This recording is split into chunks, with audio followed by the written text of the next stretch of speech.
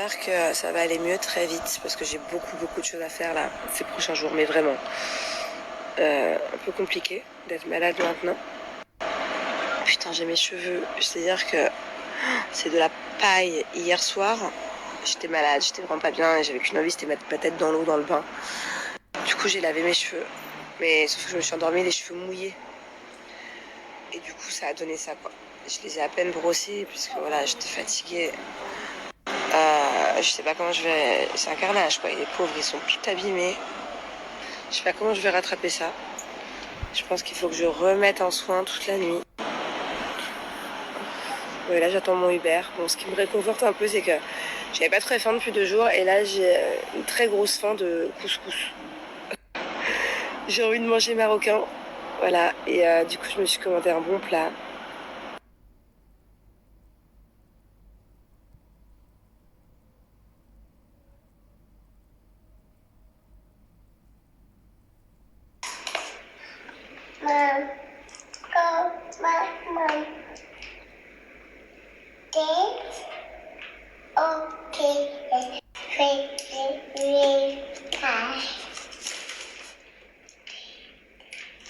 C'est quoi ce maquillage? Look at me. Bah. Mais t'en as partout. Psst. Sur ton pantalon aussi? Non. Et hop.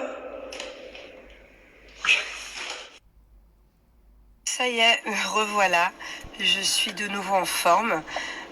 C'est dingue comment je suis passée du tout au tout. J'étais vraiment, mais vraiment au bout de ma vie hier et avant-hier là.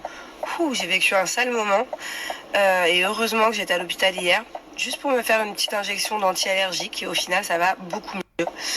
Donc je suis encore un peu genre à l'ouest parce que j'ai l'impression que je me suis mangé un décalage horaire dans la gueule de fou. En fait, j'ai tellement dormi pendant 48 heures, j'étais tellement mal.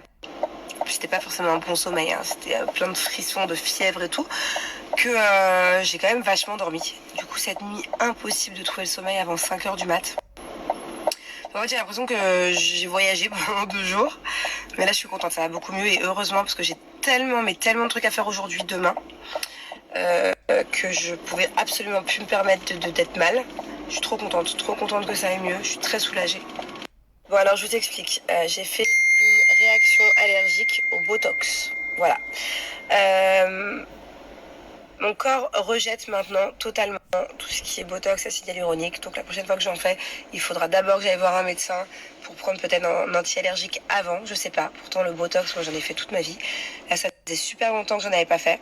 Justement j'avais envie de faire une pause. Et je sais pas si c'est le fait d'avoir attendu aussi longtemps ou selon la marque du Botox. Je m'y connais pas, moi quand d'habitude je fais Botox, je cherche pas à savoir c'est quelle marque qu'on m'injecte. Et en fait... C'était trop bizarre parce que 5 jours avant fait le Botox, vous m'avez vu, je suis partie en soirée, je vivais ma best life, franchement j'ai passé une trop bonne soirée et je me réveille le lendemain avec un mal de tête, chaud, froid, fièvre, tête qui tourne. Je me suis dit attends, c'est pas possible, c'est pas parce que j'ai fait une soirée que je suis dans cet état-là quoi. Enfin, je veux bien avoir un peu la migraine le lendemain mais pas à ce point-là. Et j'ai eu surtout très très mal au front et dans les tempes, mais pire qu'une migraine. Enfin, je sais pas, je n'ai jamais eu une migraine dans ma vie. Ma meilleure amie, elle en fait souvent et je sais que c'est très douloureux. Mais genre, vraiment, je voulais me taper la tête contre les murs, quoi. Et en fait, par exemple, Julien me disait, oui, mais ça se trouve, t'as tout simplement la grippe, ça se trouve, t'as le Covid. Et non, je trouvais ça trop chelou que j'aille trop bien. Toute la nuit, je danse comme une malade, je suis trop bien, c'était trop bien. Bonne santé, et que le lendemain, je me réveille du tout au tout très mal.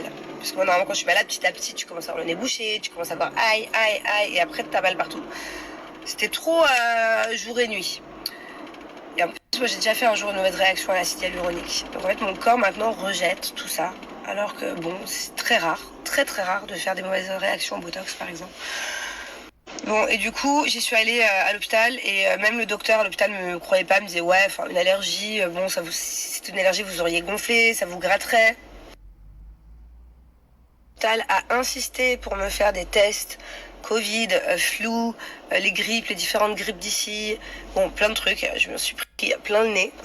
des bâtons par-ci, par-là. Et en fait, je lui ai dit, ok, vous pouvez faire tous les tests que vous voulez, mais je sens dans mon corps que c'est une allergie.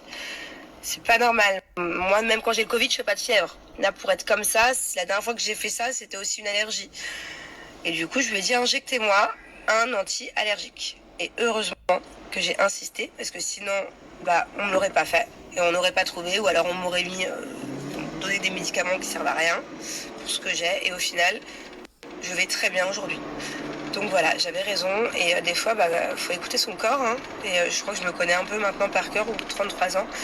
Et j'ai bien fait d'insister parce que du coup c'était bien une allergie. Voilà. Et j'ai bien fait d'aller aussi à l'hôpital parce que je commençais à avoir des problèmes à respirer et manque de salive dans la bouche. Voilà quoi, génial.